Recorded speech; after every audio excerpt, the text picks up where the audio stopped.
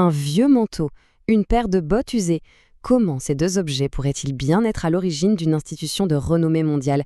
C'est une histoire assez incroyable et c'est celle que l'on va explorer aujourd'hui. Alors pour ça, il faut qu'on aille à Bnei Brak, à la Yeshiva de Ponevej. C'est un centre d'études vraiment très important.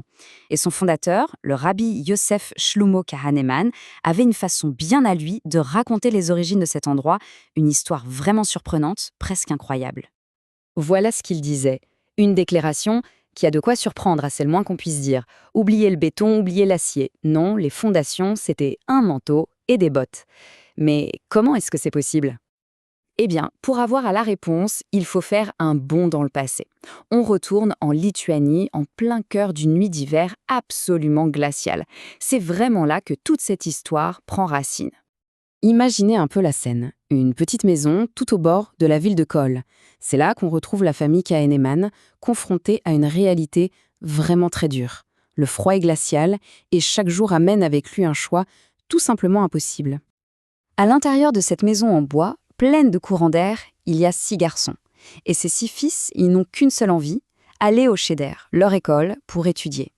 Mais voilà, la famille est très pauvre. Et ça, c'est un obstacle qui semble vraiment infranchissable. Et c'est là qu'on arrive à une équation complètement insoluble. D'un côté, 6 enfants qui doivent traverser la neige pour aller à l'école. De l'autre, un seul manteau. Et une seule paire de bottes pour affronter ce froid polaire. Alors, comment on fait? C'est la question que leur mère, Italea Kahaneman, doit se poser. Une question absolument déchirante, parce qu'avec un seul manteau et une seule paire de bottes, ça veut dire qu'un seul de ses fils pourra aller étudier. Les 5 autres, eux, devront rester à la maison. Cette nuit-là, pendant que toute la famille dort, la mère, elle, est réveillée. Elle réfléchit, elle cherche une solution. Et puis, vers 3 heures du matin, au plus profond de la nuit glaciale, une idée lui vient. Une solution, oui, mais une solution qui va lui demander une force et un courage qu'on peine à imaginer. Alors, elle se met en route pour le premier voyage. Elle réveille son fils aîné, Yosef Shlomo. Elle l'habille avec le fameux manteau et les bottes. Et puis, ensemble, ils partent dans le noir. D'une main, elle écarte la neige pour tracer un chemin, de l'autre, elle tient la main de son fils. Arrivée à l'école, elle lui enlève le manteau, les bottes et le laisse dans la salle de classe encore vide. Et elle refait le chemin du retour, seule, dans la nuit et le froid. Et ce n'est que le début. Une fois rentrée, elle réveille son deuxième fils, Dov, et c'est reparti pour le même trajet épuisant. Et puis elle fait la même chose pour le 3e, le 4e, jusqu'au 6e. À chaque aller-retour, elle affronte ce vent glacial, cette neige, jusqu'à ce que ces 6 garçons soient bien au chaud à l'école, prêts à commencer leur journée d'études. Au total, ça fait 12 trajets. 12. 6 fois pour amener un de ses fils à l'école. Et 6 fois pour rentrer à la maison, toute seule, dans cette nuit d'hiver. 12 voyages dans la neige, motivés par un amour et une détermination sans faille pour l'éducation de ses enfants. Évidemment, un tel acte de dévouement a eu un coup physique terrible. Le vent lui a brûlé le visage, des douleurs atroces lui transperçaient le dos, elle ne sentait même plus ses doigts.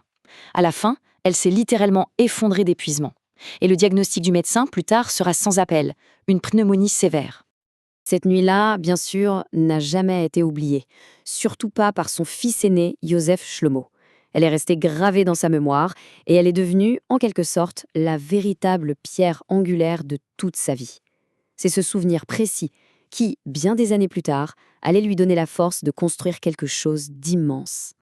Des dizaines d'années plus tard, l'histoire prend un tournant tragique. Yosef Shlomo, devenu le rabbi de Ponevej, perd tout. Sa femme, ses enfants, ses parents, ses frères, toute sa famille anéantie durant l'Holocauste. Il arrive à Bnei Brak, qui n'a à l'époque qu'une terre aride. Il est seul, brisé. Et pourtant, c'est là, au milieu des ruines de sa propre vie, qu'il va se trouver une nouvelle mission. À ce moment-là, quand il décide de construire une yeshiva sur une colline désolée, les gens pensent qu'il a perdu la tête. Construire en pleine période de destruction, c'est de la folie. Mais le rabbi, lui, n'écoute pas. Il est porté par quelque chose de bien plus puissant. L'image de sa mère, faisant ses 12 trajets dans la neige.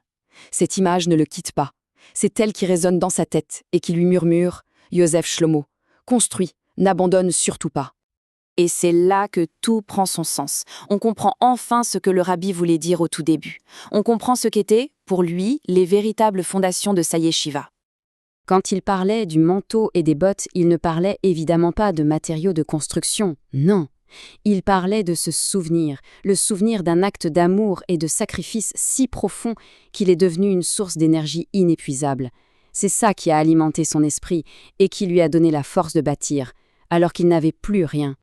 Finalement, cette histoire illustre une idée assez puissante. Les plus grandes réalisations ne reposent pas toujours sur ce que l'on voit, sur le béton ou l'acier. Non, souvent, elles sont bâties sur l'invisible, sur ceux dont on se souvient. Et ça nous laisse avec une question à laquelle réfléchir. Dans nos propres vies, dans les grands projets qui nous animent, quelles sont ces fondations invisibles? Sur quels souvenirs, quel acte de courage, quels sacrifices nos propres réussites sont-elles bâties?